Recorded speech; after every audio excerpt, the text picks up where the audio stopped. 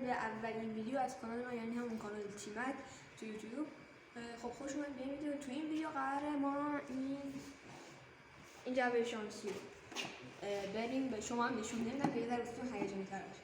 بریم ببینیم تو خیابون کسی از اونو ازمون بخره. اگه بخره فش 10,000 تومان میفروشه. اگه توش وسیله باشه که اون فرد خوش شانس و برنده اون وسیله درآمدش میشه با 10,000 تومان. اما اگه بد شانس باشه و توش هیچی نباشه و یا اگر سنگ باشه اون دیگه برنده نمیشه. نگاه کنید توش هم هیچ گذاشتم تو صدا میده از منتظر میشه یک آرزو شد. بچه‌ها توش سنگ گذاشتیم و می‌خوایم آیا میتونیم این سنگ رو قرار 10,000 تومان مردم بفروشیم. آماده ایتیام؟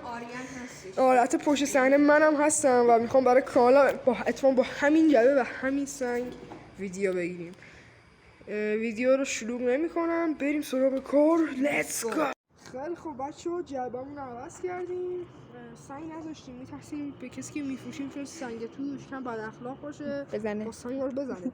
جاشو پر کردیم ولی خب صدا هم داره دیگه، ممکنه که خیلی کمی داره که به این گنده است مثلا جعبه. ولی خب دیگه از ویدیوهای بعدی ناظرین هم هست، می‌خوایم بهتر کنیم. بریم ببینیم کسی میتونیم پیدا کنیم یا نه. بریم تا پیدا کردن سوژه مناسب، خدا نگهدار، و بریم سوژه رو پیدا کنیم.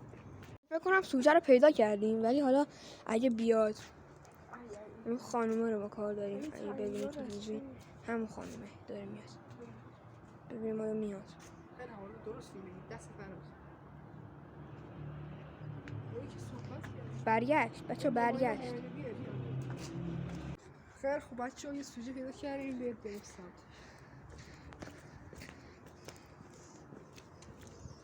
سلام. خوب هستیم. ما داریم برای یوتیوب چالش میگیریم. گفتم اگه میشه شما تو این چالش شرکت کنید.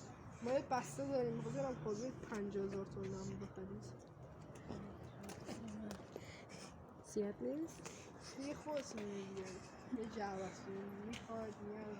ببینیم چی میشه. خب خریدم. ببینیم توش چیه جعبه رو. بیا کنار.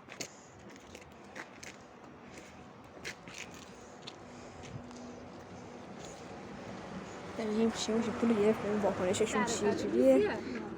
توشو واقعا بچه‌ها توشو بگیرید. گل بود، فرار کنید. اینجا مولانزه همون لباس پول خریه شد، حرفش تمام شد. نیم باش ببینیم چی میشه. آقا یه ذره تندتر ببین. آقا داداش ما نمیشه، داداش دور شه. ببینم یه دور سر بایدی اونجا نفر زورت.